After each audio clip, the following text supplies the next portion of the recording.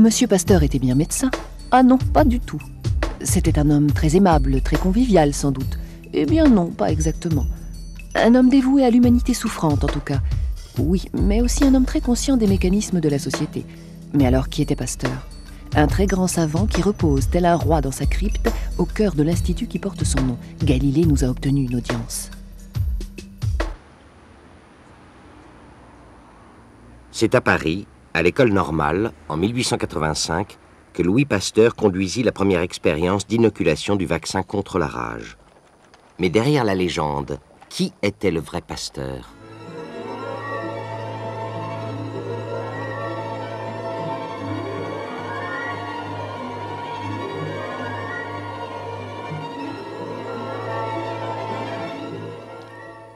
Pasteur, c'est l'image même du savant, bienfaiteur de l'humanité, l'esprit scientifique du XIXe siècle qui incarne la foi dans le progrès.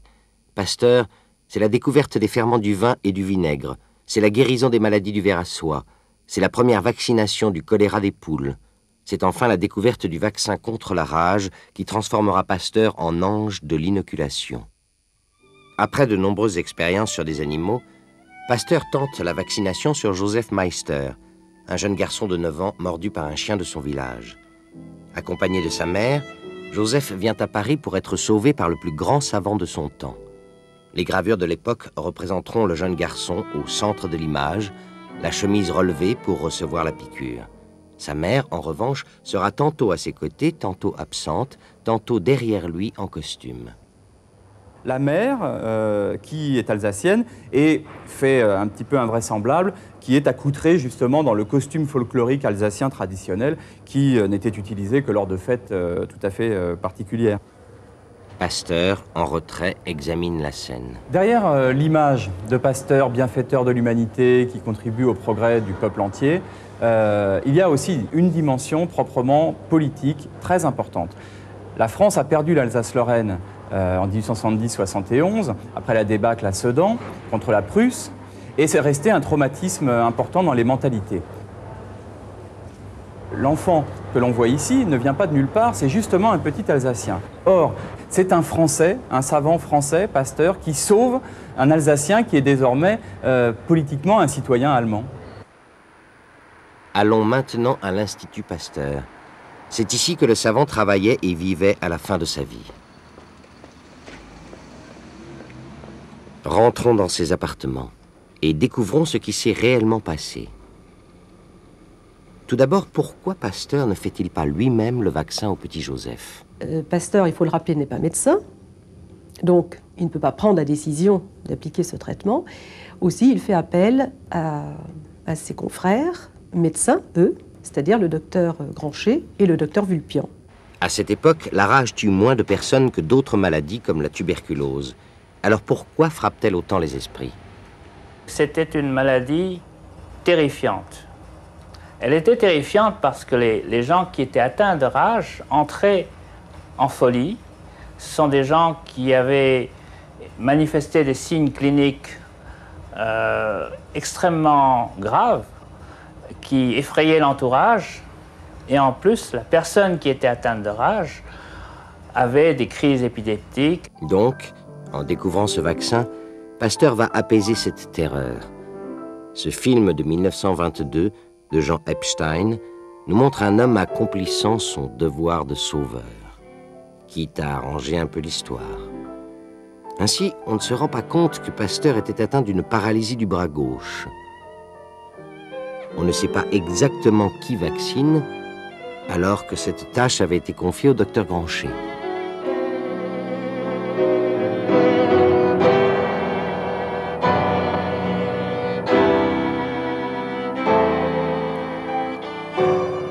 Pour Epstein, Pasteur, soucieux de la vie de Joseph, vient une nuit à son chevet.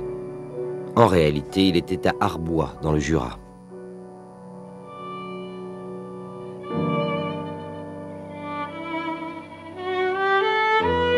Joseph, conscient d'avoir été sauvé par le saint homme, baise la main de Pasteur. C'est promis, on s'écrira.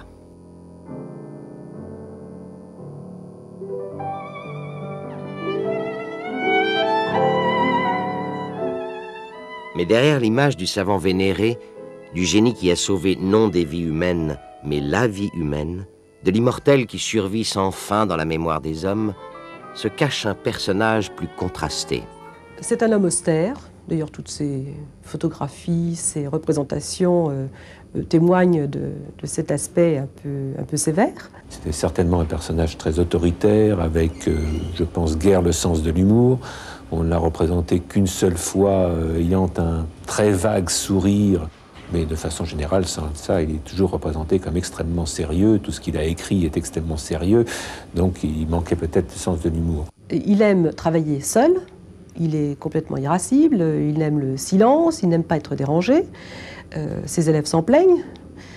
Et en même temps reconnaissent en Pasteur une forme de dialogue. Il a piqué une idée, comme on dirait, à son collaborateur Émile Roux, avec lequel il y a eu une brouille pendant un certain temps. Bon, un certain nombre de choses comme ça qui sont parfaitement humaines. Donc il a eu des défauts qui sont plus ou moins connus, mais après tout, l'important c'est le résultat, et le résultat est qu'il a vraiment accompli une révolution en matière de connaissances. Sérieux, sévère, austère, mais où est donc passée la bonhomie du grand homme? Retournons à l'Institut Pasteur comprendre comment travaillait le scientifique. La force de Louis Pasteur, je crois, c'est d'une part de maintenir une équipe homogène, tout en gardant, je dirais, la direction de recherche de ce groupe, et d'avoir recruté des collaborateurs qui étaient tous des personnalités très fortes. Parmi ces collaborateurs, certains deviendront eux-mêmes des savants. Émile Roux et Albert Calmette sont ici filmés dans les jardins de l'Institut Pasteur.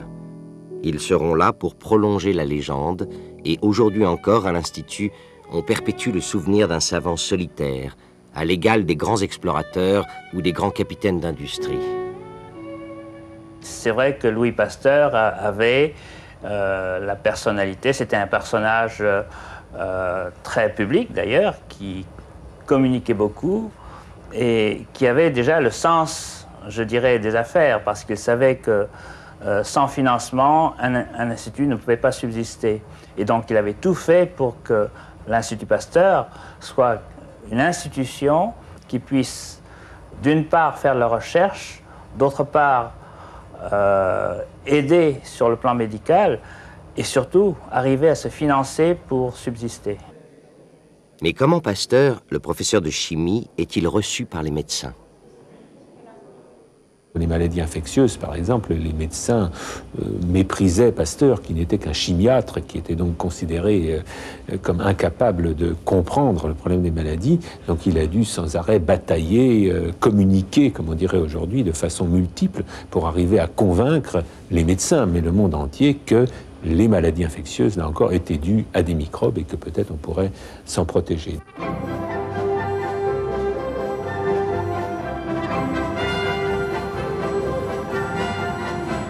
Dans le domaine de la science, comme dans l'industrie, il est préférable d'avoir de bonnes relations avec le pouvoir.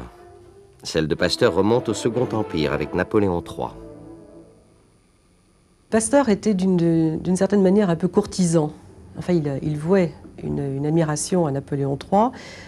Il avait été bercé aussi dans le culte de Napoléon Ier grâce à son père, qui avait été soldat de l'Empire, un ancien grognard, donc complètement bercé dans cette vénération. Et il vouait à Napoléon III aussi beaucoup d'admiration. Pasteur était bonapartiste, il devient républicain. Il n'a tout simplement pas changé. Il est toujours fidèle à l'ordre étatique, pourrait-on dire. Il est, sous la Troisième République, il est rapidement l'homme de tous les honneurs. Il a toujours recherché des subventions pour ses laboratoires, qui vont tarder à venir de la part de Napoléon III, et contradiction suprême, et ce sera la Troisième République qui va lui accorder récompense nationale et laboratoire également. Le cinéma représente toujours le scientifique comblé d'honneur. Mais Pasteur, c'est l'homme de toutes les contradictions. Silencieux et communicant, universitaire révolutionnant la médecine, bonapartiste reconnu par la Troisième République. du vivant de Pasteur, déjà. La légende se noue. Hein. C'est vrai que quand une souscription internationale est lancée pour construire un institut, qui va s'appeler Institut Pasteur, qui va avoir une renommée rapidement internationale, c'est vrai que les dons affluent du monde entier. Pourquoi ? Effectivement, pourquoi ? C'est vraiment l'accumulation de toutes ces découvertes ayant des applications intéressant tout le monde, donc l'agroalimentaire, l'agriculture, l'hygiène, la vaccination, etc. Cette accumulation de découvertes ont fait de Pasteur une figure connue internationalement et qui a été qualifiée de bienfaiteur de l'humanité. Donc je crois que c'est à cause de cette image que de tels fonds ont pu être recueillis pour construire l'Institut Pasteur. La notoriété de Pasteur comme homme de science est aussi née du besoin qu'avait la République en mal d'intégration ou en voie d'intégration dans la France des années 1880 de trouver des hommes publics, des hommes célèbres qui ne fussent pas simplement des hommes politiques. Il fallait trouver des célébrités civiles. Et voilà comment un pays se construit une mythologie à partir de personnages historiques comme Napoléon Ier, Victor Hugo ou Pasteur, qui ainsi deviennent les grands ancêtres de la nation. Et d'ailleurs, ce sont des obsèques nationales que la Troisième République offrira à ce génie.